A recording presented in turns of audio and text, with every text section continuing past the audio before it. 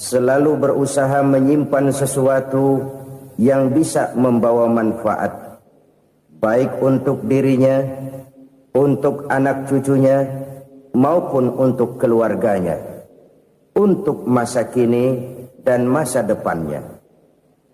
Kadang simpanan itu berbentuk uang, kadang berupa tanah, lain saat berbentuk pabrik, dan lain sebagainya.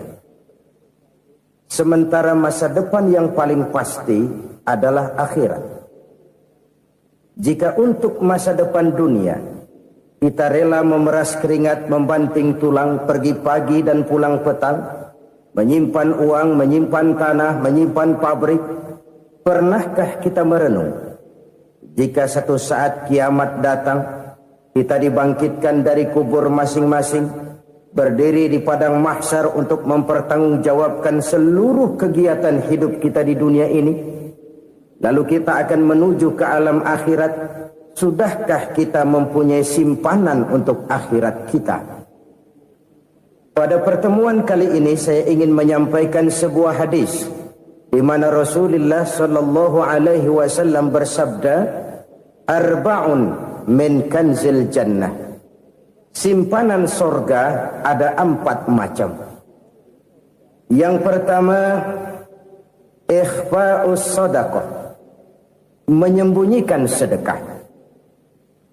Saudara-saudara kaum muslimin, sebagaimana yang kita maklum bahwa Allah Subhanahu wa taala melebihkan sebagian rezeki dari kita terhadap yang lain. Ada yang kaya, ada yang setengah kaya, ada yang miskin, ada yang setengah miskin, dan selanjutnya. Ada yang gajinya kecil tapi penghasilannya gede. Ada yang penghasilannya gede tapi nggak punya gaji. Ada juga yang memang gajinya gede dan penghasilannya gede. Kelebihan rezeki merupakan sunnatullah dan tidak harus membuat kita merasa lebih dari yang lain. Bahkan sebaliknya, kelebihan itu harus membuat kita ringan tangan untuk menolong mereka yang memang memerlukan pertolongan. Kalau saudara diberikan ilmu, maka pertanyaan akhirat cuma satu: ilmumu kau amalkan untuk apa? Kalau saudara diberikan umur yang panjang, pengadilan akhirat juga bertanya satu: umurmu kau habiskan di mana? Tapi kalau saudara diberikan harta, pengadilan akhirat akan bertanya 2: hartamu kau dapat dari mana? Kau belanjakan kemana? Dari mananya ditanya dan kemananya juga ditanya. Oleh karena kita akan dimintakan pertanggungan jawab, maka amanah yang bernama harta ini harus kita gunakan dengan sebaik-baiknya. Ada penggunaan yang merupakan kewajiban, itu zakat namanya. Ada penggunaan yang sewaktu-waktu, itu infak namanya.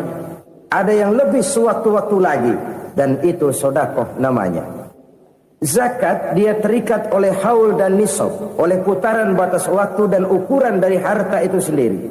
Sedangkan infak terikat oleh situasi dan kondisi perekonomian seseorang.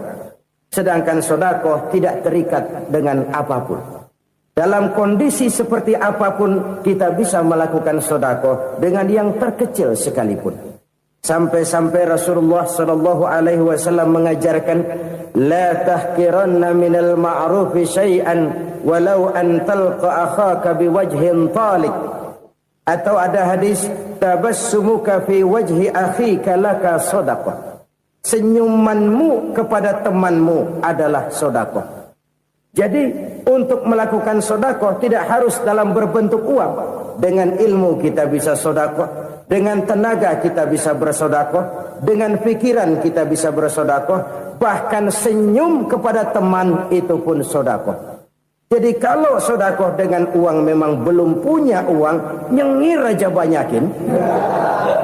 Itu asal pada tempatnya, jangan lalu ketemu tiang listrik cengengesan. Tentu tidak pada tempatnya dan tidak wajar. Nah, sedekah yang paling dicintai Allah adalah sedekah yang disembunyikan. Artinya, jauh dari sifat riya. Kan kadang-kadang ada orang sedekah itu disebutkan namanya, apa tidak bagus? Kalau memang niatnya ikhlas, ya bagus-bagus saja. Untuk memberikan sugesti kepada yang lain. Di Fulan bin Fulan nyumbang sekian, diumumkan. Boleh kalau niatnya untuk memberikan rangsangan kepada yang lain supaya dia menyumbang lebih besar dari orang tadi.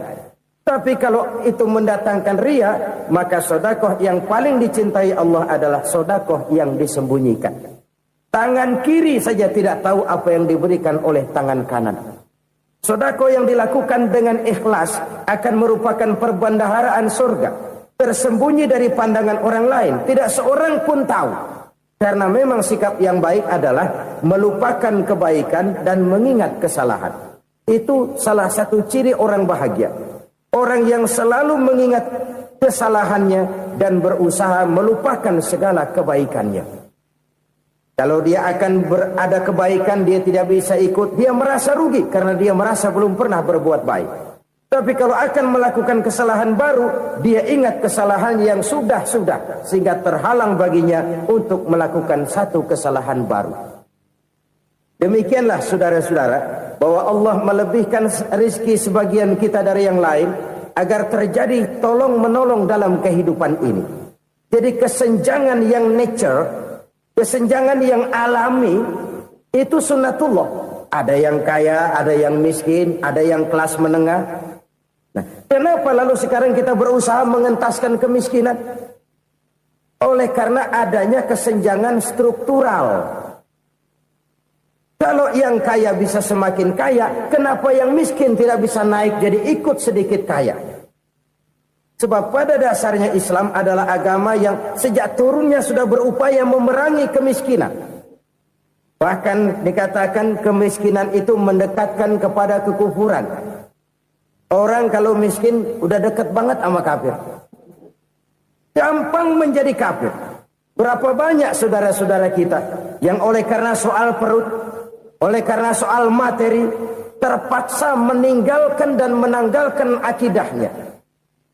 Menjual petunjuk yang diberikan Allah dengan kesenangan dunia yang cuma sebentar ini. Na'udzubillah, thumma na'udzubillah.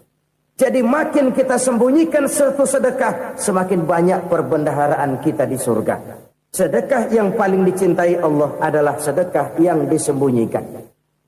Malahan ada seorang sufi, dia punya kebiasaan kalau pergi sholat Jumat dia bawa uang, itu uang dia taruh di bawah tikar masjid. Dia niat sedekah kepada siapa saja yang nemuin itu duit. Maksudnya apa? Supaya yang nemuin nggak tahu siapa yang punya duit. Demikian dia saking ingin menyembunyikan sedekahnya. Karena sifat riya itu bisa memakan amal kita sendiri. Riya itu termasuk menyebut-nyebut kebaikan kita. Orang yang suka nepuk dada, sedikit-sedikit ngitungnya kalau nggak gua. Tuh kalau nggak gua tuh yang belah situ, kalau nggak gua. Iya, kalau nggak lu kenapa emang? Orang yang suka menepuk jasad, tuh biasanya memang begitu, saudara-saudara. Kalau perang lagi berkecamuk, orang nggak sempat ngaku jadi pahlawan. Tapi begitu perang selesai, yang kagak kenal bedil ngaku pahlawan, mas. Itu sesuatu yang biasa. Oleh karenanya, orang-orang yang ikhlas dalam bersedekah, disembunyikannya sedekah itu, Allah cinta betul. Malahan ada hadis memberikan jaminan, inna sedaqatal mar'il muslimi tazidu fil umri wa tadfa'u mitatas su'i. Sesungguhnya sedekahnya seorang mukmin tazidu fil umri, bisa menambah umur panjang. Wa tadfa'u mitatas su'i, dan menyelamatkan manusia dari mati secara su'ul khatimah. Jadi siapa yang kepengen panjang umur, banyaklah sedekah. Yang bosan hidup, pelit terus. Sedekah menambah panjang umur dan menyelamatkan manusia dari mati secara su'ul khatimah. Pak, katanya umur itu nggak bisa ditambah, nggak bisa dikurangin. Kapan? Kalau ajal sudah datang. Wa idza jaa ajaluhum la yastakhiruna sa'atan wa la yastakdimun. Kalau ajal datang tidak bisa dimajukan, tidak bisa dimundurkan. Itu kalau ajal sudah datang. Tidak bisa lagi umur ditambah dikurangi, sudah datang. Tapi kalau belum datang, itu kan haknya Allah. Mau ditambah, mau dikurangi, hak prerogatif Allah. Sebagai pencipta manusia, Allah Maha Kuasa dan Maha Mampu. Sedekah ini menambah panjang umur dan menyelamatkan manusia dari mati secara su'ul khatimah. Itu orang mati kan sama ya, kondisinya mati, nggak nafas. Tapi hakikat mati kan lain-lain. Ada yang mati itu husnul khatimah, baik akhirnya. Misalnya lagi ngaji mati, lagi sholat mati, lagi sedekah mati. Ini yang dinamakan dengan husnul khatimah, baik di akhirnya. Sebaliknya ada yang su'ul khatimah, jelek di akhirnya. Ini yang jadi catatan akhir. Lagi nyekek botol, mampus. Lagi banting kartu, modar. Su'ul khatimah, jelek pada akhirnya. Sedekah menyelamatkan manusia dari mati secara su'ul khatimah. Dan kita semua kepengen mendapat husnul khatimah, jauh dari su'ul khatimah. Oleh sebab itu yang bisa menyelamatkan kita dari penyakit itu antara lain adalah sedekah yang disembunyikan. Yang dikerjakan dengan ikhlas karena Allah. Tidak karena kepengen dipuji orang, tidak karena ingin dikatakan orang pemurah, sebab orang dermawan itu orang yang memberi tanpa harus diminta. Kalau masih harus diminta, ya belum dermawan namanya, masih harus diminta. Kalau nggak diminta ya tulus, lolos, polos.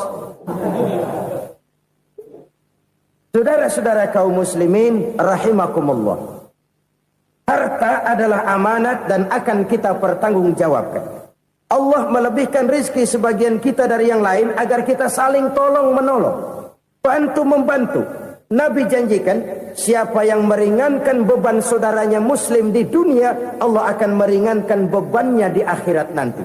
Sebuah jaminan dari baginda Nabi. Si orang yang kita bantu barangkali tidak bisa membalas, Allah yang akan membalas lewat jalan lain yang tidak pernah kita sangka-sangka. Ada orang tanya, Pak, ini ada orang nyumbang masjid sambil marah-marah, bagaimana? Saya bilang sumbangannya aja ambil, marahnya jangan. Marahnya jangan diambil, itu urusan dia. Saudara-saudara kaum muslimin rahimakumullah. Umat Islam ini kan umat yang punya potensi besar. Kadang kita merenung, kenapa kadang-kadang pembangunan masjid kok lambat sekali? Kalau hotel hari ini peletakan pertama, bulan depan peresmian. Supermarket hari ini peletakan batu pertama, minggu depan peresmian. Tapi kalau sudah yang namanya masjid, kadang-kadang peletakan batu pertama sekaligus jadi batu terakhir. 3 tahun, 4 tahun, campur nebar jalak di jalanan, duit dijaring kayak ikan sepat. Apa tidak ada orang Islam yang kaya? Banyak. Apa tidak ada pengusaha muslim yang jadi konglomerat? Ada. Lalu yang belum banyak itu yang komit terhadap nilai-nilai agamanya. Akhirnya kita jatuh jadi umat yang lemah. Belum ada pengusaha konglomerat muslim buka pabrik supermi cap beduk misalnya umpamanya atau pabrik kecap cap sorban supaya identitas keislamannya sedikit kelihatan. Kita jatuh jadi umat yang lemah karena potensi tidak terinventarisir dengan baik. Kita ini ibarat kompor yang cuma matengin nasi orang lain. Potensi kita dimanfaatkan oleh orang lain. Ukhuwah Islamiyah kita baru terbatas kepada silaturahmi. Ukhuwah di bidang ekonomi kita lemah, ukhuwah di bidang kebudayaan kita lemah, apalagi ukhuwah di bidang politik kita lebih rapuh lagi. Padahal ukhuwah itu adalah totalitas kehidupan manusia, menyangkut ipolek sosbud, memerlukan nilai-nilai ukhuwah. Jadi oleh karena itu mari kita menyadari di dalam harta kita, walaupun kita yang cari, pergi pagi, pulang sore, peras keringat, banting tulang, di sana ada harta anak yatim. Di sana ada hak masjid. Di sana ada hak pesantren, di sana ada hak jihad. Berbahagialah seseorang apabila dia oleh Allah dijadikan keran. Keran itu menyimpan air, tapi tidak untuk dirinya, tapi disalurkannya kepada mereka yang memang memerlukannya. Saudara-saudara kaum muslimin rahimakumullah, ini yang pertama. Jadi perbendaharaan surga adalah menyembunyikan sedekah. Orang lain nggak tahu, kita pun nggak pernah ngitung-ngitung. Kita anggap lewat begitu saja, padahal itu deposit akhirat. Satu. Yang kedua, perbendaharaan surga itu apa? Wa kitmanul musibah, menyembunyikan kesulitan. Kadang orang takut menghadapi kesulitan. Tapi makin kita merenung, hidup ini kan sebenarnya urusan. Takut sama urusan, ya jangan hidup. Tandanya orang hidup itu kalau punya urusan. Urusan melupakan problem. Problem sering menimbulkan kesulitan. Kesulitan bukan untuk ditakuti, tapi untuk diatasi dan dicarikan jalan keluarnya. Siapa sih orangnya yang gak pernah sulit-sulit? Makin tinggi status sosialnya, makin gede urusannya. Makin tinggi kualitas imannya, makin berat tingkat kesulitannya. Cuma memang yang namanya enak itu seperti pelangi. Biang lala itu nggak pernah di atas kepala kita, di atas kepala orang melulu. Lo sih enak lo, kata kita. Dia juga bilang yang enak kan lo. Pelangi itu nggak pernah di atas kepala kita. Kata tukang beca, aduh enak ya naik Mercy. Kata tukang beca, apa yang di dalam mobil Mercy? Aduh enak bener tukang beca, di jok ngeringkuk ngorok pulas bener. Saya kamar pakai AC sejuk, tempat tidur sutra empuk, alga spring bed, kulak kulik nggak bisa pulas kalau belum minum Valium, belum tidur. Enak bener tukang beca, di jok ngorok nggak tahu wetan kulon. Si tukang beca bilang yang di Mercy enak, yang di Mercy bilang tukang beca enak. Inilah enak. Nggak pernah di atas kepala kita, di atas kepala orang lain melulu enak itu. Nah, saudara-saudara, yang merupakan perbendaharaan surga itu orang yang bisa menyembunyikan kesulitan, baik pribadi ataupun rumah tangga. Nih terutama rumah tangga yang jadi soalnya. Kadang-kadang kita ini kalau senang, sebaliknya kalau senang kita diam, kalem aja, cuek. Banyak banget duit kita, bawaan diam aja udah. Malah ketemu orang takut. Tapi begitu susah, sekampung tahu. Padahal Nabi mengajarkan perbendaharaan surga itu menyembunyikan musibah, menyembunyikan kesulitan. Kalau enak, cerita sama orang-orang. Kalau nggak enak, rasain sendiri, tekan sendiri, atasin sendiri. Kita kan sebaliknya. Tenang kita diam, asal lagi susah, paling tidak kita nyari teman buat cerita kesusahan. Siapa orangnya yang nggak pernah susah? Cuma soalnya bagaimana kita mengatasi kesusahan itu sendiri. Begitu juga misalnya kalau orang sudah berumah tangga, itu orang tuanya harus menjadi tempat dia cerita yang enak-enak saja. Yang nggak enak rasain berdua, selesaikan berdua, atasin berdua. Jangan dibalik. Asal senang diam, giliran susah saja. Maknya laporan. Terbalik. Bisa menjaga security informasi. Maka nama bayam keluar diam, malah seluitan. Enak amat lo makan daging ayam. Security informasi. Saudara-saudara kaum muslimin rahimakumullah.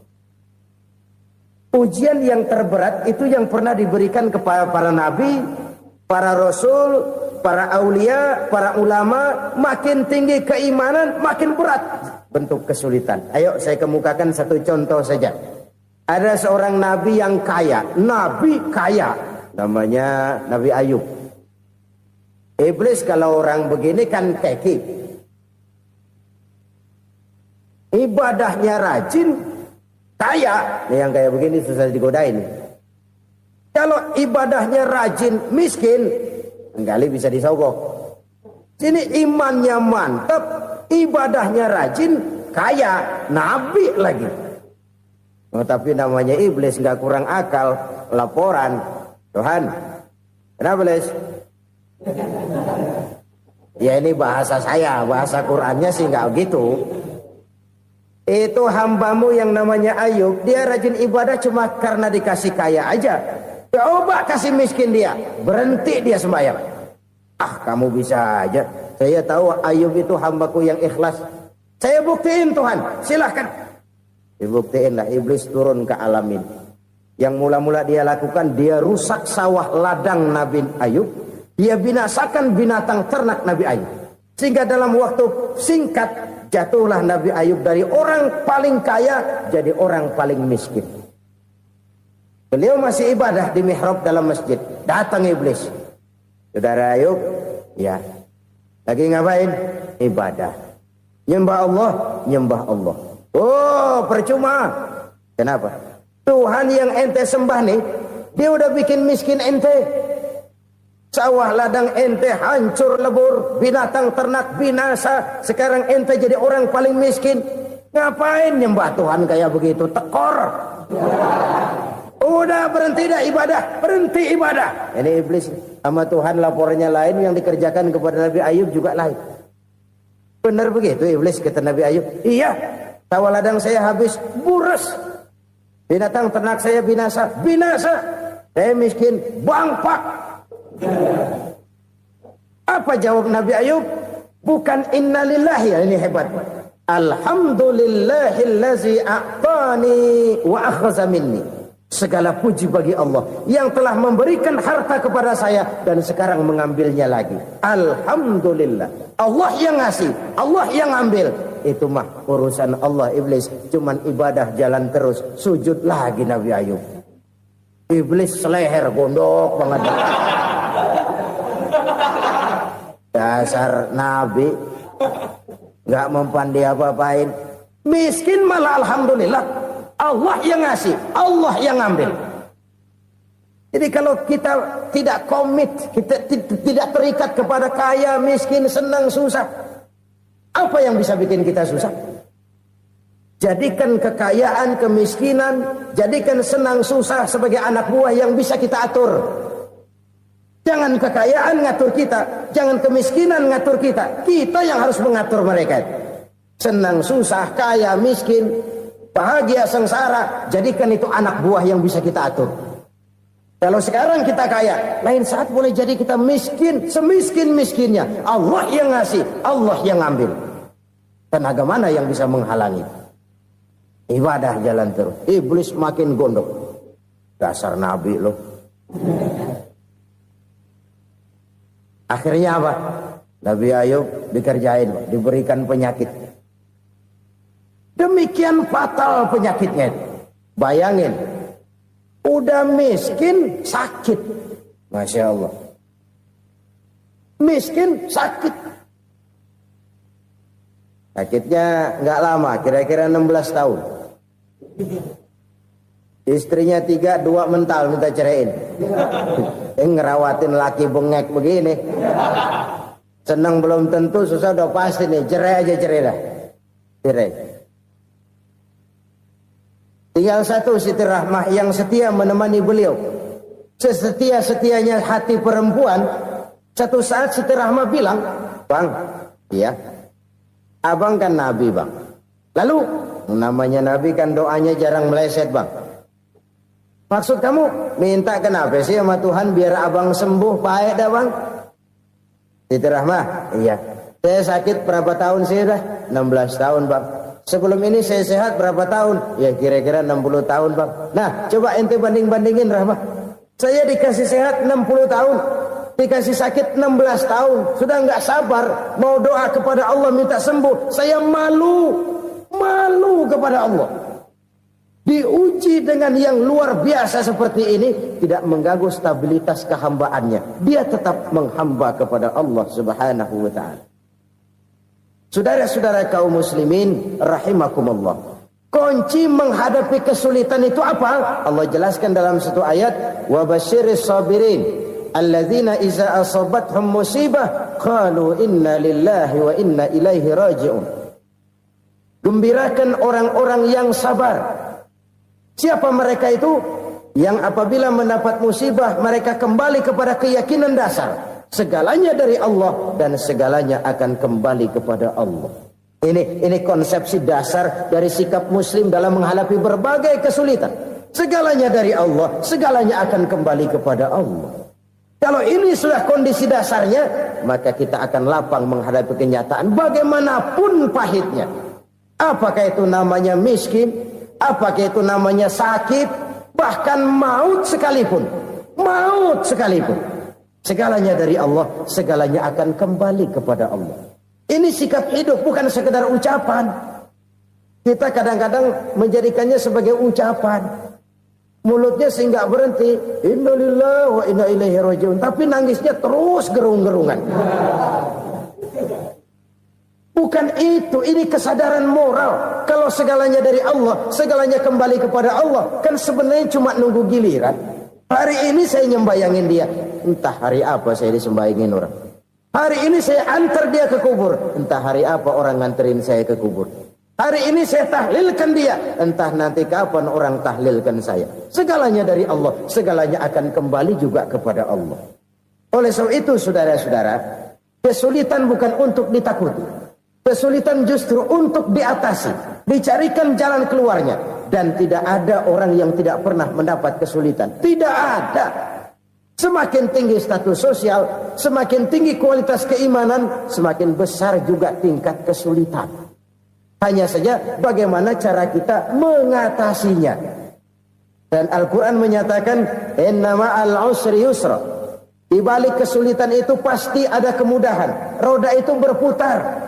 Karena itu Rasulullah sallallahu alaihi wasallam mengingatkan kepada kita, ta'arraf ilallahi fir rakha ya'rifka fis syiddah. Ingatlah kepada Allah di waktu kamu senang, supaya Allah ingat kepada kamu di waktu kamu susah. Kalau waktu senang kita ingat kepada Allah, kita susah, Allah tidak akan meninggalkan kita. Tapi kalau waktu senang kita jauh dari Allah, sujud tidak sempat, dengan masjid jauh, ketika senang kita lupakan Allah. Nanti begitu kita susah, Allah lupakan kita. Dan itu menyakitkan. Oleh karena itu orang-orang tua kita dulu bilang, kalau lagi sehat ingat-ingat lu bakal sakit nanti. Kalau lagi kaya ingat-ingat satu saat kita bakal jatuh miskin. Bahkan kalau lagi muda ingat-ingat kita bakal tua. Dan yang terpenting kalau lagi hidup ingat-ingat kita bakal mati. Saudara-saudara kaum muslimin rahimakumullah. Jadi yang kedua yang merupakan perbendaharaan surga, menyembunyikan musibah. Saudara-saudara kaum muslimin rahimakumullah. Hal ketiga yang merupakan perbendaharaan surga adalah wasilatur rahmi. Orang yang suka bersilaturahmi. Sebagaimana yang kita maklum bahwa manusia adalah makhluk yang disebut zon politika. Makhluk sosial yang tidak mungkin hidup sendiri-sendiri. Betapa dan siapapun kita memerlukan orang lain. Bodoh betul manusia kalau tinggal di tengah masyarakat tapi tidak mau bermasyarakat. Merasa hebat sendiri, pintar sendiri, gagah sendiri, kaya sendiri. Mungkin kalau mati juga ngubur sendiri. Jangankan kita di sini, di sorga saja Nabi Adam waktu sendirian bengong melulu, ngondar mandir. Allah tegur dam sepi dam. Ya ini kalau bahasa saya. Iya Tuhan sepi ini nggak ada coret-coretan pisan ini. Diciptakan Siti Hawa baru anteng Nabi Adam. Itu di surga. Cobalah. Umpamanya saudara tinggal di Jakarta nih. Kayak bener. Apaan aja di Jakarta punya saudara dah. Jembatan Semanggi ambil. Monas buntel bawa pulang. Hotel-hotel ambil semua. Cuman tinggal di Jakarta sendirian, apa enaknya? Betapa dan siapapun kita perlu orang lain. Tidak ada seorang pun yang bisa memenuhi kebutuhan hidupnya secara sendiri-sendiri. Nah, Islam telah menyelamatkan manusia dari ras diskriminasi. Mengikat manusia dengan persaudaraan yang berlandaskan kepada akidah. Karena itu dianjurkan bersilaturahmi. Bahkan Nabi menyatakan, man arada ayyubsata lahu fi rizqihi wa yunsa'a fi atharihi falyasil rahimah. Siapa yang kepengen diluaskan rezekinya dan dipanjangkan usianya, banyaklah ia bersilaturahmi. Siapa yang kepengen dimudahkan rezekinya, hendaknya ia banyak bersilaturahmi. Kalau banyak teman, kesulitan kan paling tidak ada tempat cerita.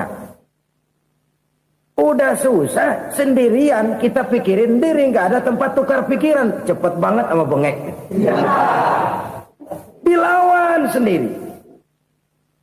Nah, secara makro kita bisa berkata, tidak mungkin ada kemenangan kalau tidak ada kekuatan. Tidak ada kekuatan kalau tidak ada kesatuan dan persatuan. Tidak mungkin ada kesatuan dan persatuan tanpa semangat silaturahmi. Kalau umat Islam mau menang, dia harus kuat. Kalau umat Islam mau kuat, dia harus bersatu. Kalau umat Islam mau bersatu, dia harus membudayakan silaturahmi ini. Bahkan sampai-sampai kata Nabi, kalau bisa cari nilai tambah. Apa? Silman qata'ak. Bersilaturahmilah kau kepada orang yang marah denganmu. Masya Allah, indahnya ajaran agama kita. Orang yang marah pun kepada kita, kata Nabi, kalau bisa bersilaturahmilah kepadanya. Kepada orang yang marah itu. Di situ nilai tambah. Cuman jujur nih hadis, ngucapinnya gampang, ngamalinnya yang berat banget. Orang marah sama kita, kita disuruh silaturahmi. Ada apa malu? Lu marah, ada gue marahan lagi. Gue pikirin. Saudara-saudara kaum muslimin rahimakumullah. Tapi ini yang diajarkan, bahkan ini yang dicontohkan oleh baginda Rasul. Bagaimana begitu mudah, misalnya satu saat Abu Jahal ini ngatur strategi bagaimana bikin Muhammad celaka. Dia gali lubang di depan tempat tidurnya. Dia tutupin daun korma. Terus dia panggil seseorang, ke sini.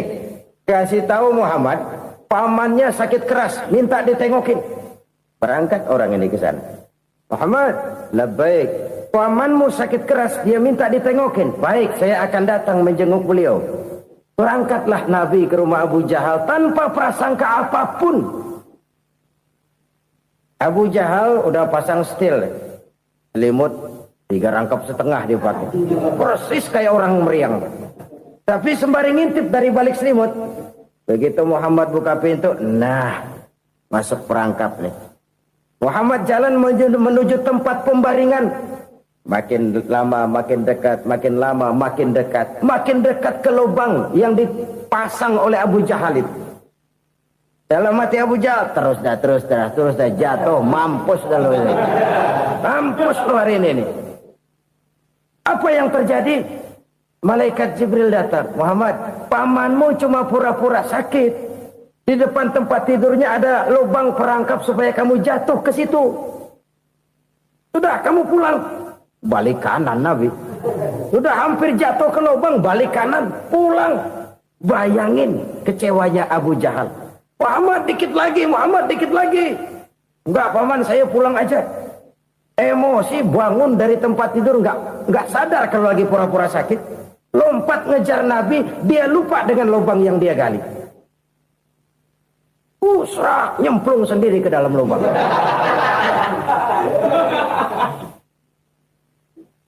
Nabi terus berlalu. Ini terjadi keanehan.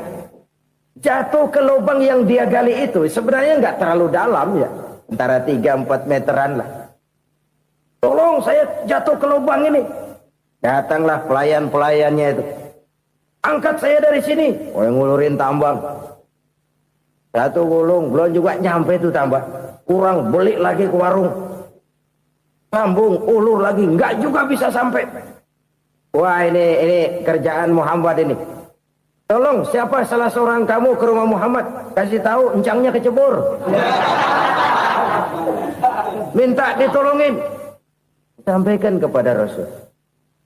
Kenapa? Pamanmu jatuh ke lubang, Muhammad minta tolong diangkatin. Tambang udah nyambung-nyambung nggak nyampe juga. Ya, nanti saya datang, saya tolong. Coba. Nyata-nyata orang berniat jahat mau mencelakakan dia. Datang dia menolong. Ini yang disebut air tuba dibalas air susu ya ini. Bukan sebaliknya. Air tuba dibalas air susu. Paman, kecebur ya? Iya Muhammad, tolong ini. Pegang tangan saya. Nabi ulurkan tangannya. Nyampe. Dipegang oleh Abu Jahal. Diangkat ke atas. Sampai atas. Apa kata Abu Jahal? Sihirmu memang hebat Muhammad. Udah ditolongin dikata sihir. Yang enak kita kemplang kan itu orang begitu. Urusan apa? Tapi inilah akhlak. Kalau bisa kamu bersilaturahmilah dengan orang yang marah kepadamu sekalipun. Orang marah kita tetap baik. So, kalau kita berbuat baik sama orang yang memang baik, rasanya sih biasa-biasa aja. Orang baik kita baik lagi. Ya draw aja, belum ada nilai tambah di situ. Baru ada nilai tambah kalau kita bisa berbuat baik kepada orang yang nyakitin kita. Itu namanya kita setingkat di atas dia. Dia sakitin kita, kita berbuat baik sama dia. Dia pelit sama kita, kita baik sama dia. Dia marahin kita, kita deketin dia. Di situ kita punya nilai tambah. Jadi siapa yang ingin diluaskan rezekinya kata Nabi dan dipanjangkan umurnya, hendaklah ia banyak-banyak bersilaturahmi. Sederhana sebenarnya silaturahmi, tapi silaturahmi membangkitkan semangat kesatuan dan persatuan. Kesatuan dan persatuan melahirkan kekuatan. Dalam matematika 1 ditambah 1 pasti 2. Tapi di tengah masyarakat 1 orang takut ditambah 1 orang takut, hasilnya jadi 2 orang setengah berani. Kenapa setengah berani? Karena udah berdua. Tadi pan takut sendirian.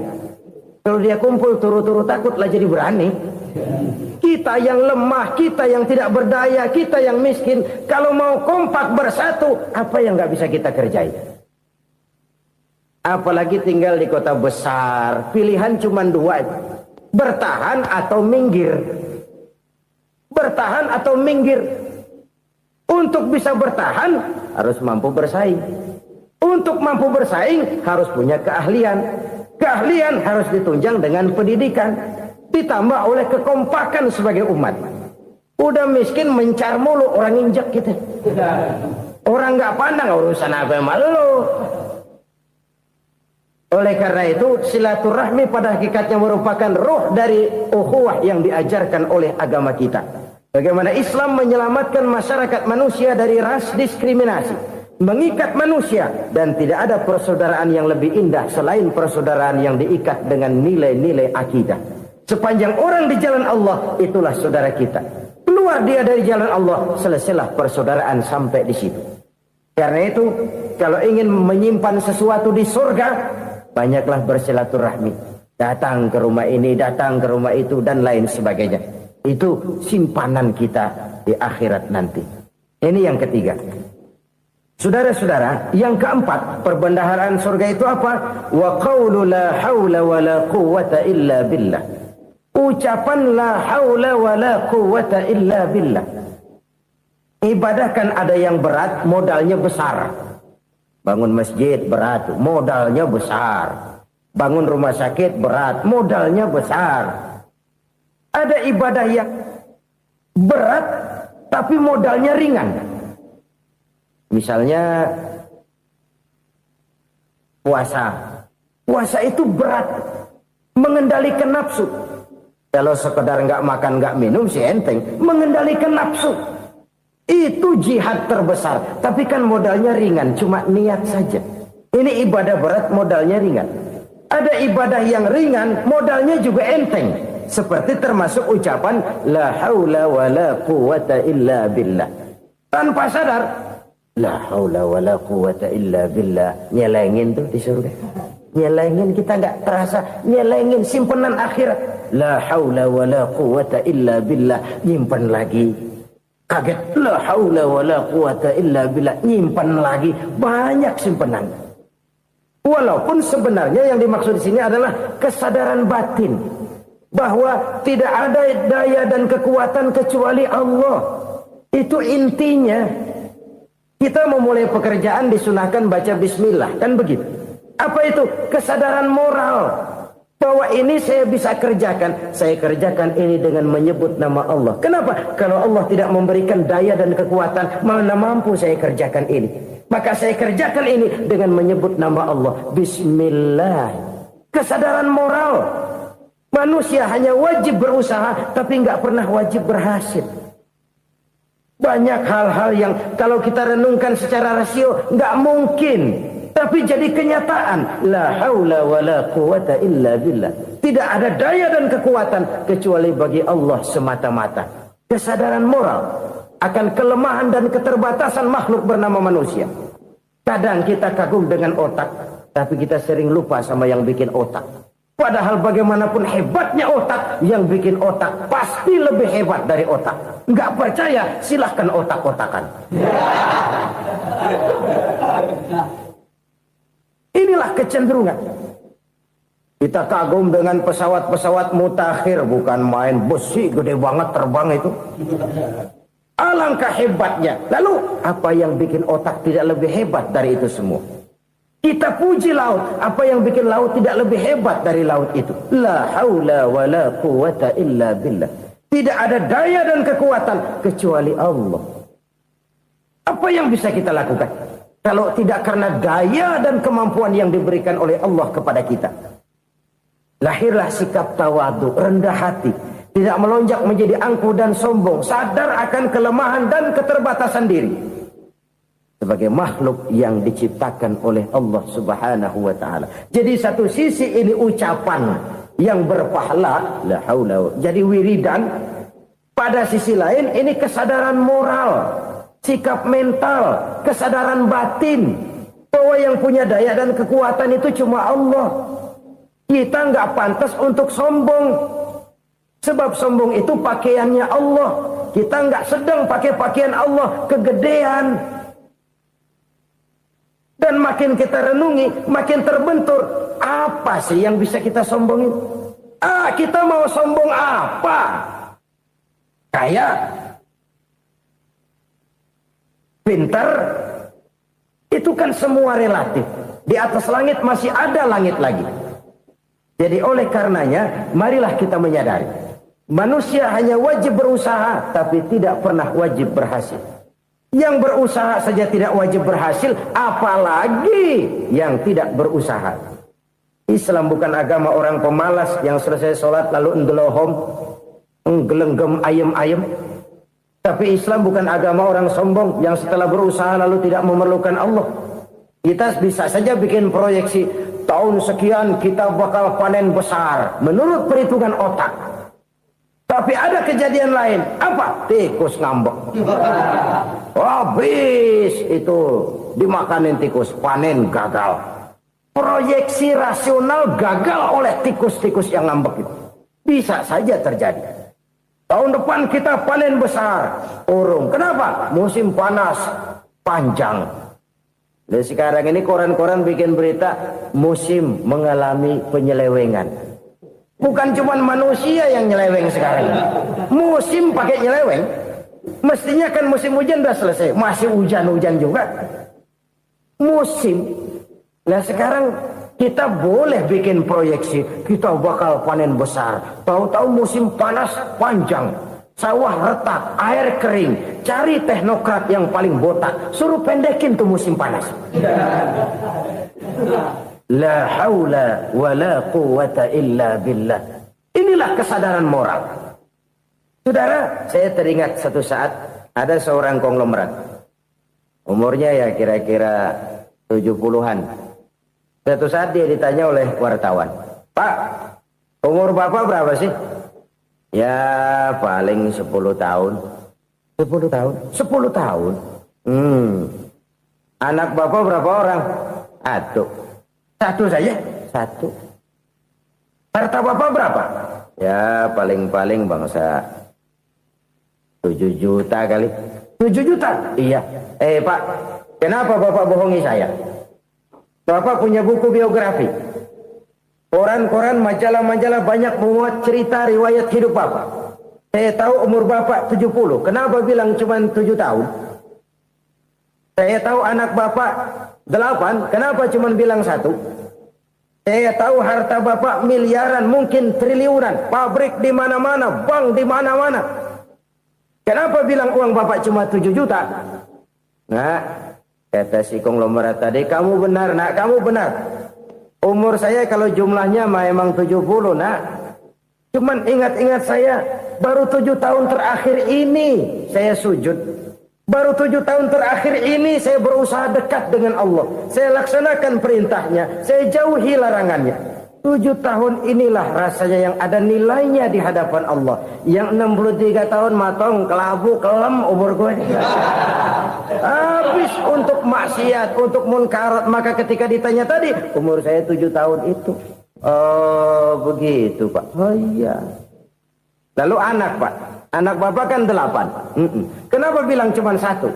Nah, kalau jumlah hitungannya memang anak saya 8. Tapi dari 8 orang ini rasanya cuma 1 nih. Yang bakal jadi buah hati, belahan jantung. Pelanjut cerita, penerus sejarah. Bakal jadi anak soleh yang akan mendoakan saya. Cuma 1 rasanya anak saya ini yang bakal jadi buah hati saya. Besar-besaran saya. Yang akan mendoakan di kubur saya. Yang akan mendoakan di akhirat saya. Yang 7 orang mana, Masya Allah, yang atu tenggeng, yang atu nyekek botol ngolo, yang atu nggak karu-karuan. Makanya saya bilang 1 anak saya yang akan bisa mendoakan saya. Oh begitu Pak. Iya. Nah harta Pak, harta bapak kan triliunan, pabrik bapak di mana-mana, uang bapak hampir di tiap bank-bank besar. Kenapa bilang cuma 7 juta? Betul kau nak. Harta saya kalau jumlahnya memang miliaran, triliunan mungkin. Tapi yang saya ingat baru 7 juta tuh yang saya belanjakan di jalan Allah. Saya nyumbang masjid, saya santuni yatim piatu, saya bantu pembangunan pesantren, saya bantu pembangunan rumah sakit Islam. Itu yang akan saya bawa pulang ke akhirat, yang 7 juta itu. Yang triliunan itu nanti akan diperebutkan oleh anak-anak saya sebagai waris saya. Jadi harta saya 7 juta itu yang bakal nemenin saya di akhirat. Yang akan saya bawa pulang jadi teman saya. Saudara-saudara kaum muslimin, jangan-jangan orang tua itu adalah kita-kita ini. Jangan-jangan kita-kita ini adalah orang tua itu. Jangan-jangan itu potret dari diri kita masing-masing. Dari sekian umur yang diberikan Allah, berapa tahun yang ada nilainya di hadapan Allah? Dari sekian anak-anak yang merupakan amanah, berapa yang akan mendoakan kita sebagai orang tuanya menjadi anak soleh? Dari sekian banyak harta yang diberikan Allah, berapa yang akan kita bawa pulang menghadapnya nanti, yang kita belanjakan di jalan Allah? Ini sebuah potret kehidupan. Karena itu kita kembali kepada la haula wa la quwwata illa billah. Kita wajib berusaha, kita wajib berikhtiar. Selebihnya, segala daya dan kekuatan hanya milik Allah saja semata-mata. Satu kesadaran batin dari setiap pribadi muslim. Setelah ia berusaha dan berikhtiar, ia menyerahkannya kepada Allah Subhanahu wa ta'ala. Jadi, satu sisi ini merupakan wiridan ucapan yang mengandung pahala. Pada sisi lain, ini merupakan sikap batin dari seorang muslim di dalam ia menghadapi realitas kehidupan ini. Saudara-saudara kaum muslimin, rahimakumullah. Kalau ini kita jadikan satu basis kehidupan, maka ini akan menyelamatkan manusia dari kemungkinan tergelincir menjadi orang yang lupa diri dan lupa darat. Sebab itu Imamul Ghazali berpesan, jadidis safinah fa innal bahra amiq wa khuziz zad fa inna safara ba'id wa khaffifil hamla fa innal hamla sadid. Perbarui selalu kapalmu karena lautan sangat dalam. Bawa bekal yang banyak karena perjalanan ini sangat jauh. Ringankan beban karena kebanyakan beban akan menyakitkan. Alangkah indah kalimat ini, alangkah dalam makna yang terkandung di sana. Perbarui selalu kapalmu karena lautan sangat dalam. Apa artinya ini? Jaga mentalmu baik-baik. Pelihara imanmu baik-baik karena hidup penuh cobaan seperti lautan. Kita kalau berlayar di lautan kan kadang-kadang tenang, angin bertiup sepoi-sepoi basah. Jika malam datang bintang gemintang bertabur menghias cakrawala. Rembulan memantulkan sinarnya dengan indah. Dalam keadaan begitu berlayar enak. Tapi lain saat ombak menggunung, halilintar menyambar, angin topan bertiup. Berapa banyak sudah saudara-saudara kita yang tenggelam di lautan dunia tanpa sadar bahwa dia belum sampai kepada pantai yang akan dituju. Berapa banyak sudah saudara-saudara kita yang tenggelam di lautan dunia ini tanpa sempat bangkit lagi. Dia menyangka sudah sampai kepada tujuannya. Hati-hati kapal jangan sampai bocor karena lautan sangat dalam. Iman ini jaga baik-baik karena hidup penuh dengan ujian.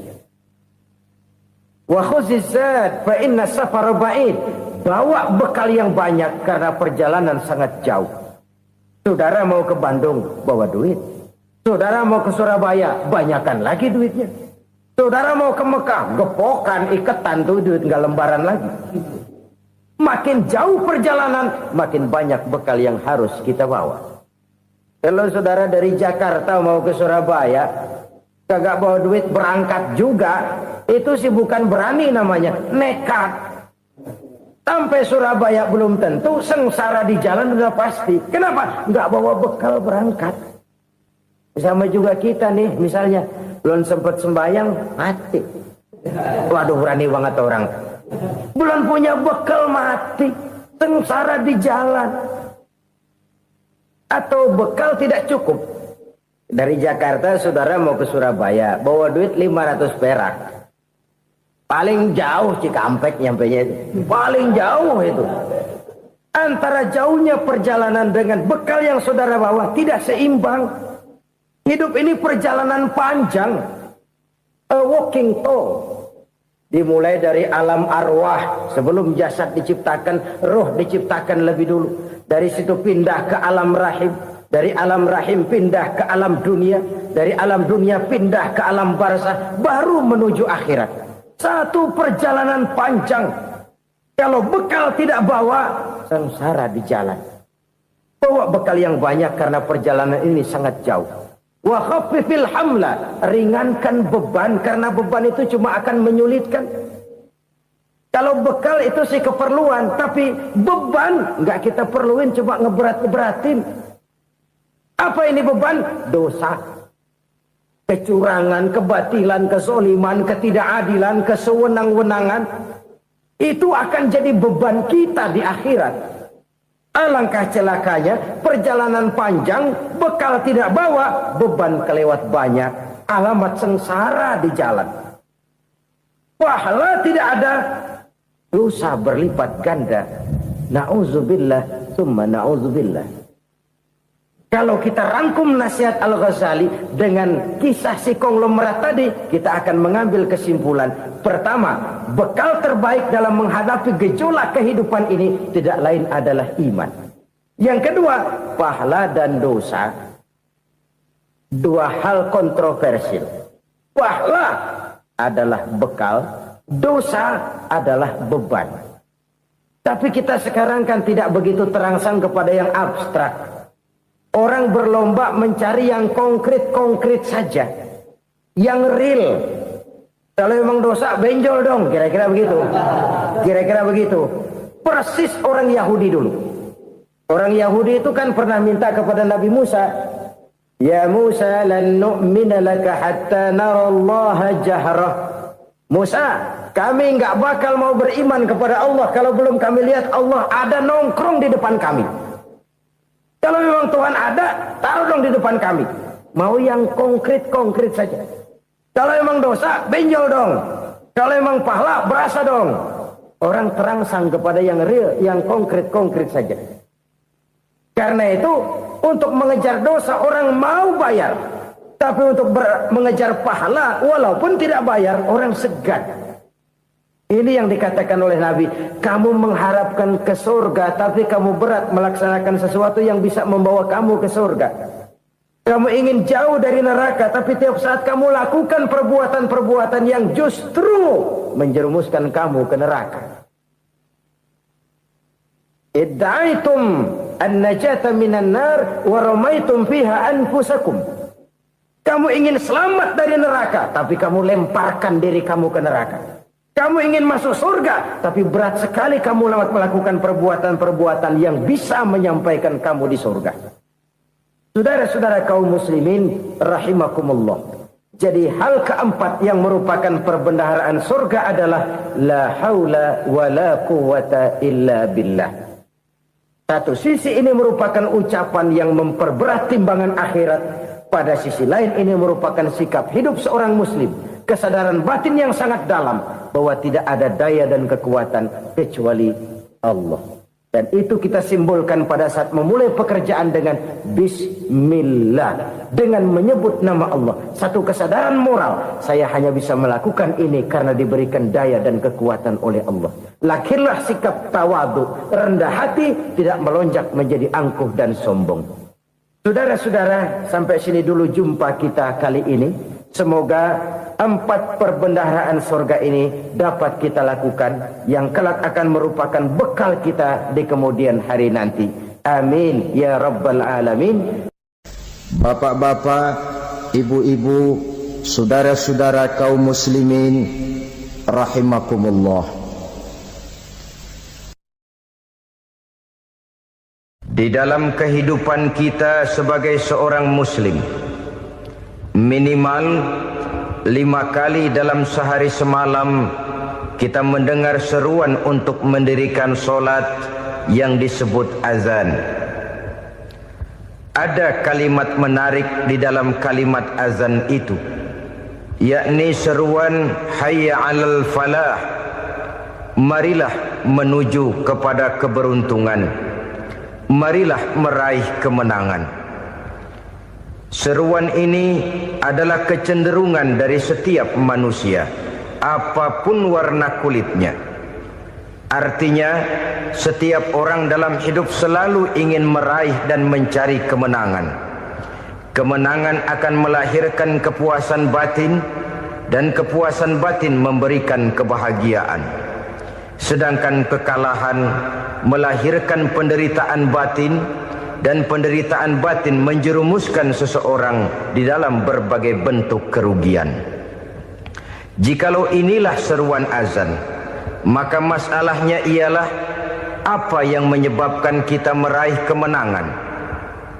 Al-Quranul Karim memberikan tuntunan dan ajaran kepada kita bahwa orang-orang yang memperoleh kemenangan itu tidak lain adalah orang-orang yang bertakwa. Hanyalah mereka yang bertakwa kepada Allah Subhanahu wa ta'ala pada akhirnya akan tampil sebagai pemenang. Lalu siapa orang yang bertakwa itu? Dijelaskan dalam awal-awal Al-Baqarah, orang yang bertakwa yang akan meraih kemenangan. Pertama, allazina yu'minuna bil ghaib, yaitu orang-orang yang beriman kepada yang gaib. Percaya bahwa ada alam yang gaib, alam yang abstrak, alam yang tidak bisa dijangkau oleh salah satu daripada panca indera kita. Mereka percaya dan beriman kepada adanya malaikat, beriman kepada adanya iblis dan jin, beriman kepada adanya alam kubur, beriman kepada adanya alam mahsyar, beriman kepada adanya alam akhirat, beriman kepada adanya surga dan neraka. Beriman bukan cuma sekedar beriman dalam ucapan bibir saja, tetapi beriman yang nilai iman itu mampu mewarnai gerak dan gaya hidupnya. Iman yang meresap sampai ke tulang sumsum, kemudian memberikan dampak positif di dalam kehidupan manusia. Alam, kita tahu, adalah sesuatu yang selain Allah, dan Allah bukanlah alam. Apapun namanya selain daripada Allah, itu adalah alam.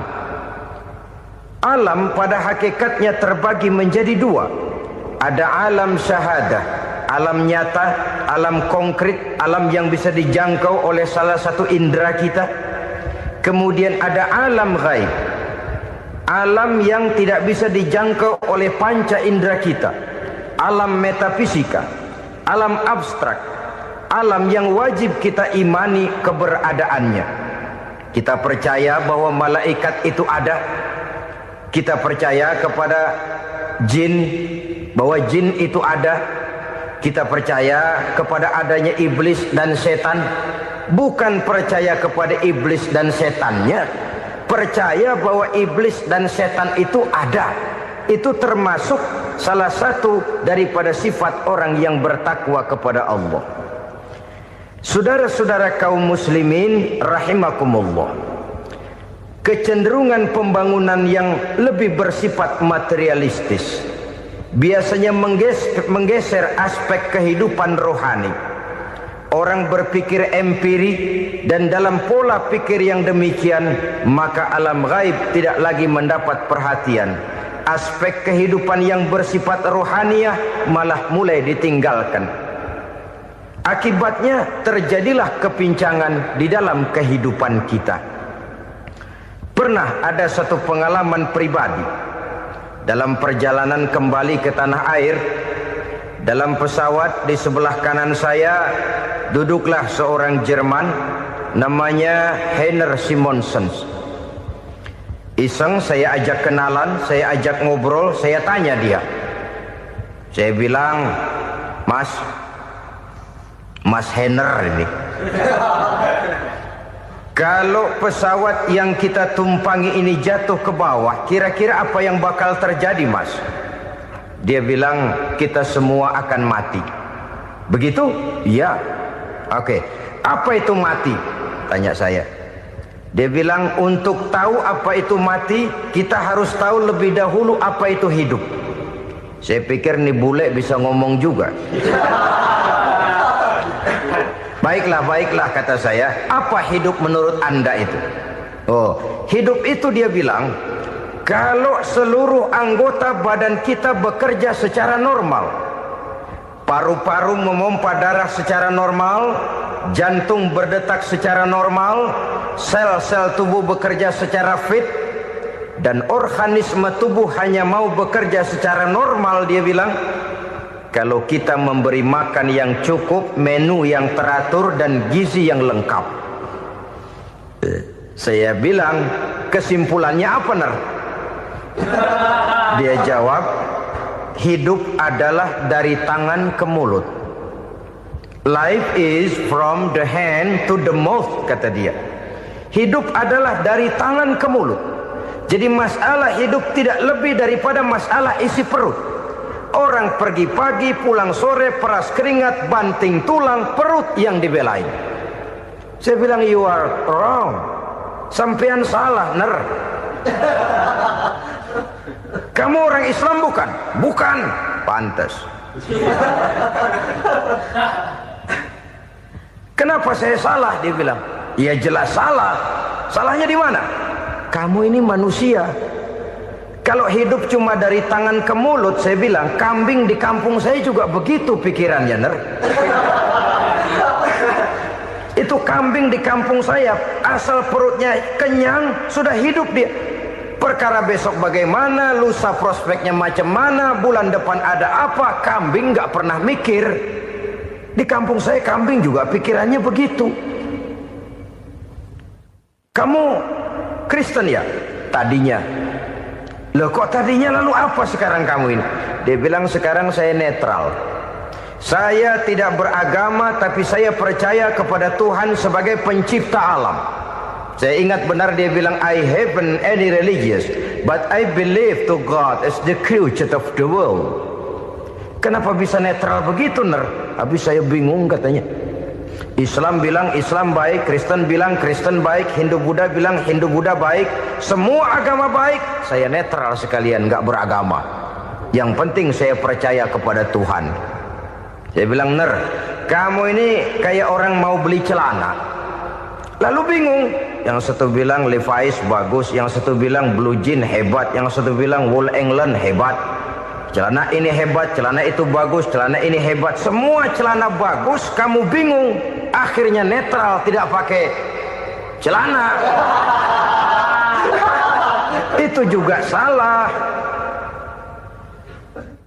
Saya pikir-pikir, kemudian saya melihat bahwa dua pola berpikir Heiner ini nampaknya sudah mulai menggejala di lingkungan masyarakat bangsa kita. Disadari atau tidak, secara jujur kita harus berkata, dua pola pemikiran Heiner ini mulai berkembang di tengah masyarakat bangsa kita. Pertama, pola pikir materialisme. Hidup adalah dari tangan ke mulut. Masalah hidup tidak lebih masalah isi perut. Itu yang perlu dibela, dan disitulah arti kehidupan.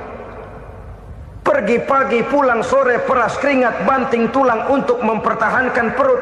Kalau sudah kemari cara orang berpikir, maka buat apa percaya kepada yang gaib?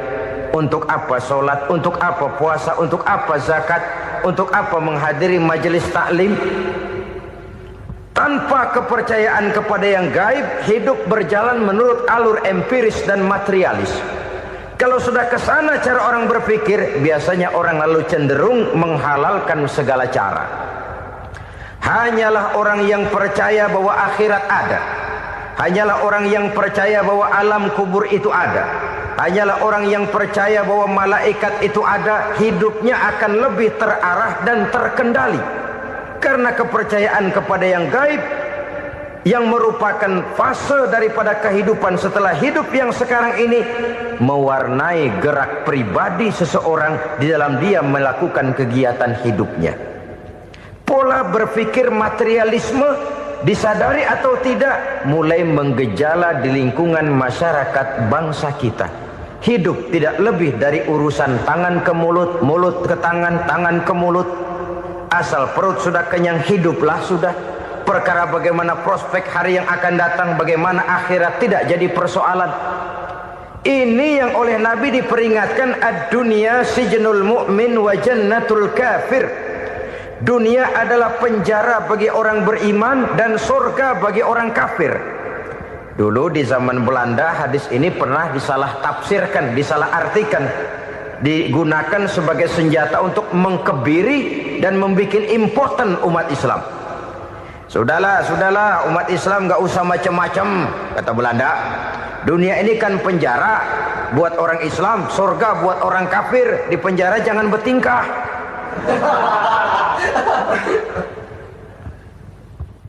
Pengertiannya tidak begitu.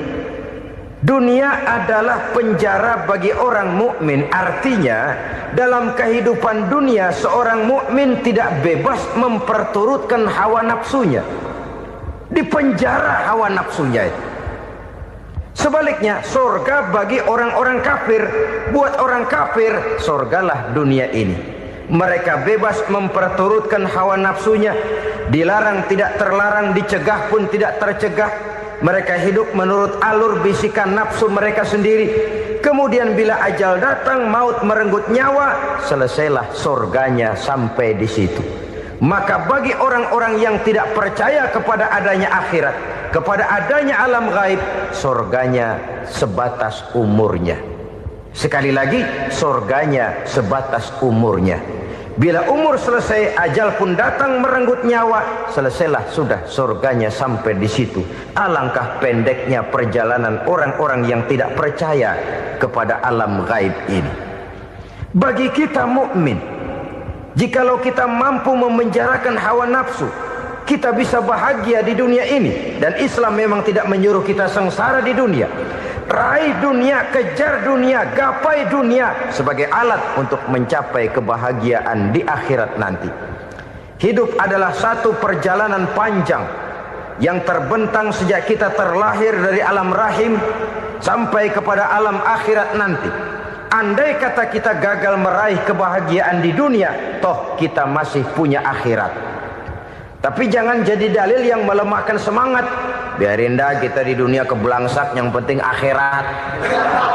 Akhirnya dunia benar-benar kebelangsak.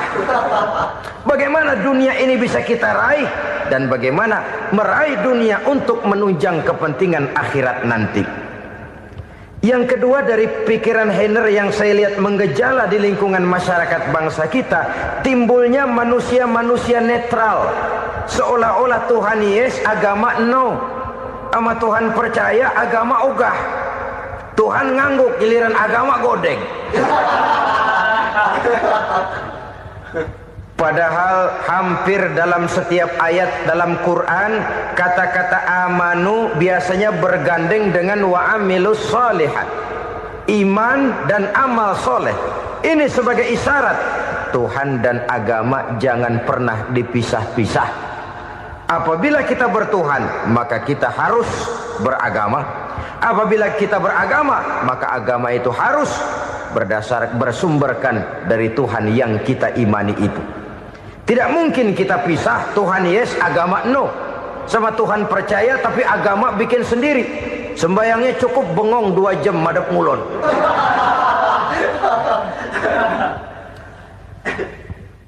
Saudara-saudara kaum muslimin rahimakumullah.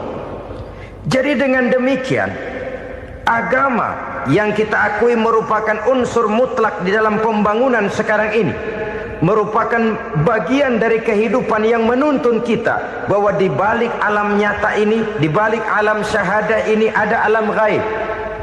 Dan mudabbir, murabbi, yang mengatur, yang menguasai, yang memelihara baik dia alam nyata, baik dia alam gaib, tidak lain adalah Allah Subhanahu wa ta'ala. Di sana ada satu super power, satu maha kekuatan yang kita perlu bersandar kepadanya. Sebagai makhluk nyata yang hidup di alam nyata, berbuatlah secara nyata sebagaimana harusnya kita berbuat. Karena Islam jelas bukan agamanya orang pemalas. Islam jelas bukan agamanya orang yang mengajarkan setelah selesai sholat boleh duduk, nggelenggem ayam-ayam, ndelohom, menghitung bintang di langit sambil menunggu keajaiban. Tidak. Islam adalah agama yang mengajarkan apabila sholat sudah selesai kamu kerjakan, bertebaranlah di permukaan bumi, cari karunia Tuhanmu. Jangan hidup berpangku tangan menunggu keajaiban. Karena hidup bukan undian. Jangan berharap untung besar tanpa mau peras keringat. Tapi di sebalik itu toh kita juga harus yakin bahwa di sisi usaha nyata yang kita lakukan ada satu super power, satu maha kekuatan gaib yang menentukan berhasil dan tidaknya usaha kita. Kepercayaan kepada hal semacam inilah yang mendorong kita untuk mempunyai sandaran vertikal, agar jikalau usaha ini berhasil kita tidak lupa diri dan lupa daratan. Jikalau usaha ini gagal kita tidak putus asa dan buruk sangka, tidak cupik pandangan dan sempit hati, tapi mampu melihat persoalan dengan kacamata putih sambil husnuzon kepada Allah Subhanahu wa ta'ala. Kita percaya malaikat itu ada. Ada yang namanya raqib dan atid, mengawasi gerak hidup kita sampai kepada gerak hati kita. Ini memberikan sugesti agar kita berhati-hati. Tidak sejengkal tanah pun kita bisa berlindung dari pengawasan raqib dan atid. Ada munkar nakir yang akan menyoal kita di alam kubur. Ada malaikat Malik, penjaga neraka. Ada malaikat Ridwan yang menjaga surga. Kita percaya kepada adanya jin. Kita percaya kepada adanya setan, iblis. Percaya kepada adanya, bukan mempercayai si setan, si iblis lalu menjadikannya sebagai teman. Tidak. Percaya bahwa mereka itu ada dan merupakan makhluk Allah yang gaib yang diciptakan Allah Azza wa Jalla. Kepercayaan kepada alam gaib memberikan motivasi terhadap gerak lahir manusia, sehingga dengan motivasi kepercayaan kepada yang gaib, gerak lahir jadi lebih terarah, jadi lebih terpelihara. Pernah seseorang bertanya, "Pak, apakah adanya akhirat bisa dibuktikan secara ilmiah?" Saya bilang tidak bisa, tidak bisa. Kenapa? Karena yang berangkat nggak pernah pulang kemari lagi. Kalau dia pulang kemari bisa kita tanya bagaimana enak di sono. Cuma secara moral saya katakan, lebih beruntung orang yang percaya kepada akhirat daripada yang tidak. Sekarang saudara percaya akhirat ada, lalu saudara baik-baik di dunia, sholat, puasa, zakat, menolong orang lain, menebarkan kebajikan. Saudara mati, andai kata akhirat tidak ada, toh dalam hidup saudara sudah berbuat baik. Paling tidak nama saudara akan dikenang sebagai orang baik. Sebaliknya, saudara percaya, kata saya, bahwa akhirat tidak ada, lalu hidup semau-maunya, tenggelam dalam maksiat dan munkarat, menentang Allah, tidak mau ruku dan sujud. Lalu saudara mati, kemudian akhirat ada, ayo mau apa? Bekal tidak punya. Jadi secara moral lebih beruntung orang yang percaya kepada adanya akhirat daripada yang tidak percaya. Dan itu alam gaib yang tidak bisa dibuktikan secara eksat. Jangankan untuk membuktikan seperti itu, dalam kehidupan sehari-hari saja yang kita rasakan tidak selalu berbentuk toh. Angin, bagaimana sih bentuknya angin? Kita tidak tahu. Merah, buktinya kalau dikerok merah. Yang merah itu kulit, yang kulit kita bukan anginnya. Sakit, rasa sakit itu ada, tapi bagaimana bentuk sakit kita nggak pernah tahu. Kalau kita makan cabai pedas, bagaimana bentuk pedas itu tidak ada, tapi rasa ada. Bentuk pedas hijau, cabainya bukan pedasnya. Tidak semua yang kita rasakan bisa kita gambarkan dalam bentuk yang konkret. Oleh karena itu, sekali lagi bahwa kepercayaan kepada alam yang gaib mampu memberikan satu sugesti yang menata kehidupan seseorang lebih lurus, lebih terarah, dan lebih terkendali. Maka wajar kalau kepercayaan kepada yang gaib mengantarkan seseorang untuk meraih kemenangan. Kenapa? Dia percaya kepada yang gaib, bahwa akhirat ada, bahwa alam kubur ada, bahwa pertanggungan jawab itu ada. Maka dia lalu tidak hidup saenae udele dewe gitu loh. Tidak hidup menurut seleranya sendiri, terarah, teratur. Ini cirinya yang pertama. Orang bertakwa yang akan meraih kemenangan, mereka beriman, mereka percaya kepada yang gaib. Bahkan hal-hal konkret saja selalu berangkat dari yang gaib. Saudara-saudara, para remaja, para pemuda sekarang ini tidak pernah tahu toh siapa yang akan jadi teman hidup saudara. Kita bisa saja ngerancang, mentargetkan, tapi toh akhirnya yang namanya jodoh bukan kekuasaan kita. Rezeki di luar kemampuan kita. Begitu juga ajal. Maut, jodoh, ajal adalah contoh-contoh konkret bahwa pada akhirnya yang gaiblah yang menentukan. Bertahun-tahun ngelancong, emang jodoh seret, nggak jadi.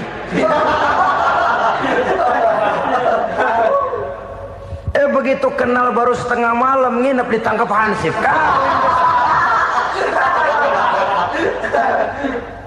Hal-hal semacam itu kadang-kadang kita berpikir suuzon, gile, perempuannya cakep banget, lakinya rebek amat.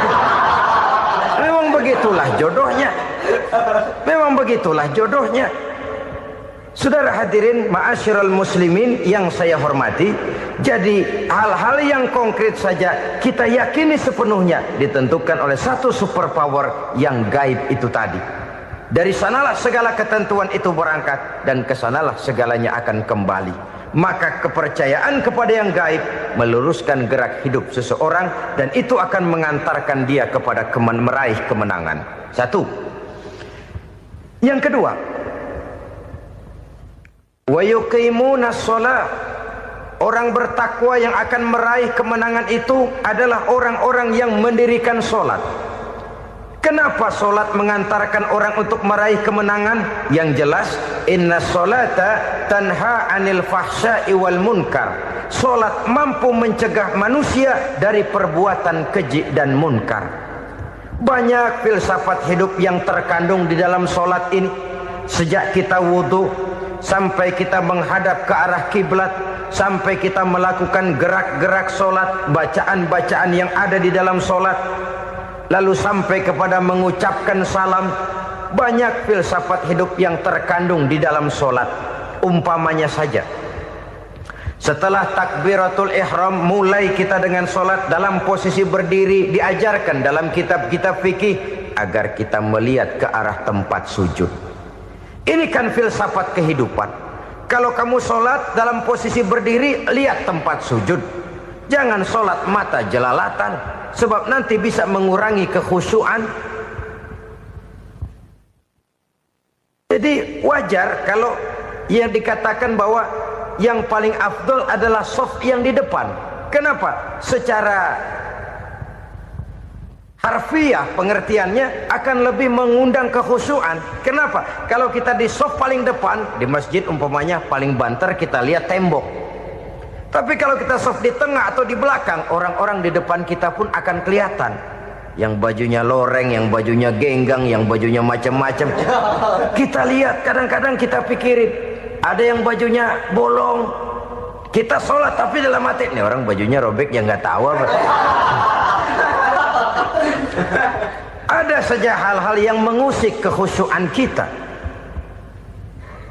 Oleh sebab itu diajarkan dalam posisi berdiri, lihat, arahkan pandangan matamu kepada tempat sujud. Ini kan filsafat kehidupan. Maksudnya apa? Kalau lagi diri lihat dong tempat sujud. Kalau udah di atas ingat dong sama yang bawah. Kalau sudah tinggi ingat dong dari mana kamu berangkat. Kalau sudah berkuasa bantu dong yang lemah. Kalau sudah kaya santuni dong yang miskin. Kalau sudah alim bimbing dong yang awam. Ini filsafat kehidupan. Dalam posisi berdiri kau lihat tempat sujud. Ini akan melahirkan kepekaan sosial di mana seseorang mau tahu kepada orang lainnya. Bagaimanapun kaya kita, tinggi pangkat dan jabatan kita, jikalau hidup hanya untuk kepentingan perut sendiri saja, rasanya belum membawa manfaat di dalam kehidupan kita. Tapi efek yang tertinggi sesungguhnya, sholat mencegah manusia dari perbuatan keji dan munkar. Perbuatan keji dan munkar walaupun kelihatannya mendatangkan uang, membawa keuntungan, tapi itu keuntungan semu, keuntungan sementara. Dengan menipu orang lain kita bisa dapat untung, tapi tidak membawa berkah. Dan itu adalah kerugian besar dalam kehidupan kita.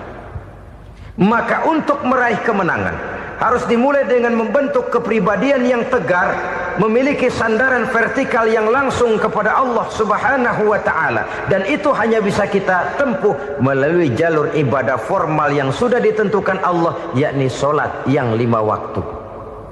Untuk memperkuat itu ada sholat-sholat sunnah, rawatib, nawafil sebagai terminal-terminal kontrol cadangan untuk memelihara stabilitas temperatur batin di dalam kita berhubungan dengan zat yang maha gaib, yaitu Allah Subhanahu wa ta'ala. Orang sering bertanya, Pak, itu tetangga saya nggak sholat, duitnya nggak habis-habis, Pak.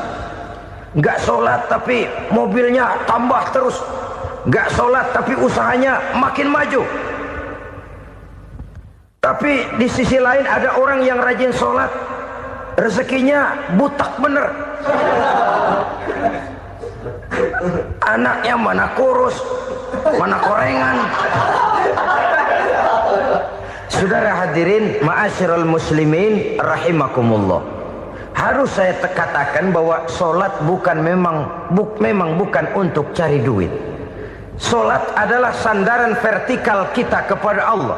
Sedangkan soal rezeki itu berkaitan dengan sifat Allah maha pengasih dan maha penyayang. Allah maha pengasih, siapapun dikasih kalau mau usaha. Allah maha penyayang, tidak semua orang disayang oleh Allah Azza wa Jalla. Dan belum tentu banyak harta itu merupakan nikmat. Mungkin juga istidraj. Artinya istidraj itu dikasih tapi diambulin, kalau bahasa Betawinya itu. Dikasih tapi diambulin, itu bukan merupakan nikmat sesungguhnya, lebih merupakan azab dari Allah Subhanahu wa ta'ala.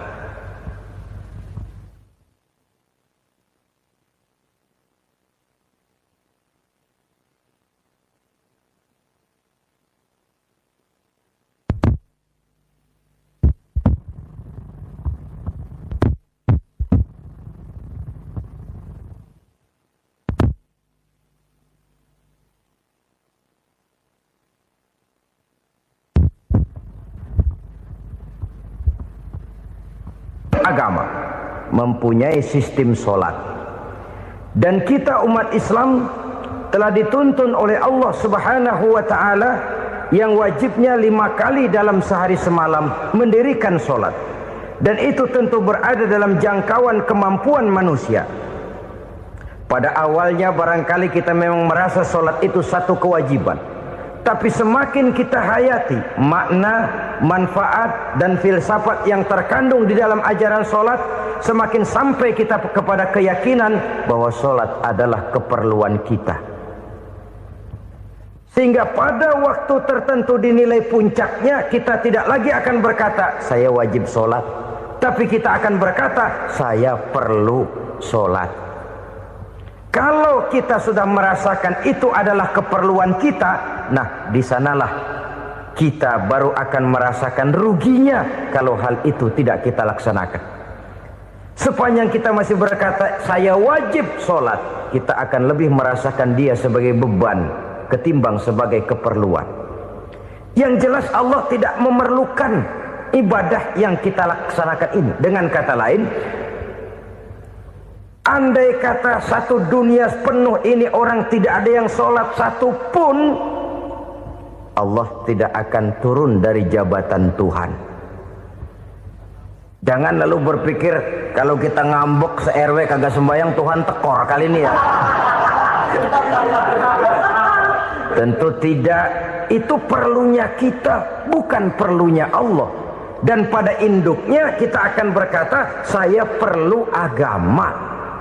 Kalau secara induk kita sudah memerlukan agama, maka konsep-konsep yang ada di dalam ajaran agama itu pun adalah juga merupakan keperluan kita. Baik dia bernama sholat, baik dia bernama puasa, baik dia bernama zakat, baik dia bernama haji, seluruhnya adalah keperluan kita.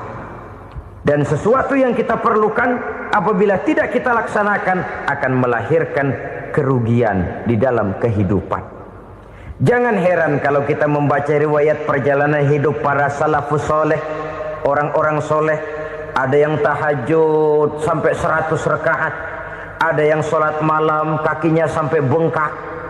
Kita sekalinya bengkak biri-biri. Ada yang sholat membaca surah dalam Al-Quran sampai khotam Quran. Kok mau? Mereka sudah merasakan itu keperluan. Itu saja soalnya. Satu saat pun jikalau kita merasa bahwa itu keperluan saya, kita pun akan melaksanakan seperti itu. Keperluan saya dalam kehidupan. Inilah yang kedua. Yang ketiga, orang bertakwa yang akan meraih kemenangan itu, wa mimma razaqnahum yunfikun. Mereka membelanjakan sebagian daripada rezeki yang diberikan Allah kepada mereka. Mereka infakkan di jalan Allah. Ada satu dialog menarik. Satu hari seorang anak muda bertemu dengan seorang kakek-kakek yang sudah dikenalnya baik. Bertanyalah anak muda ini, "Kek, umur kakek berapa tahun?" 15 tahun, kata si kakek. "Anak kakek berapa orang?" 1. "Harta kakek berapa banyak?" 15 juta. Si anak muda ini bengong. Lalu protes, "Kok kakek bohongin saya?" "Kenapa?" "Saya tahu umur kakek 70 tahun. Kenapa ngaku 15? Saya tahu anak kakek 5. Kenapa bilang 1? Saya tahu kakek miliuner, miliaran uang kakek. Kenapa ngaku cuma 15 juta? Begini, kata si kakek tadi. Benar, umur saya 70 tahun. Tapi dari umur yang 70 tahun itu baru 15 tahun terakhir ini saya merasakan ibadah kepada Allah. Meninggalkan maksiat, jauh dari segala macam munkarat. Maka yang 15 tahun inilah yang benar-benar saya rasakan sebagai umur saya. Benar anak saya 5, tapi yang 4 susah diatur. Cuman 1 rasanya nih yang bakal jadi si buah hati belahan jantung pelanjut cerita penerus sejarah. Cuma 1 ini yang saya harapkan, yang akan jadi anak soleh, yang akan membuat saya menerima pensiunan pahala. Kalau yang 4 apek dah, nggak ada harapan. Nah tuh nyekek botol melulu. Oh begitu. Iya. Lalu kenapa kakek bilang harta kakek cuma 15 juta padahal saya tahu kakek uangnya miliaran, depositonya banyak? Ya karena 15 juta itulah yang saya ingat yang pernah saya belanjakan di jalan Allah. Saya merasa itulah harta saya yang sebenarnya. Yang miliaran yang saya simpan di bank kelak kalau satu saat saya mati akan jadi rebutan di antara anak-anak saya.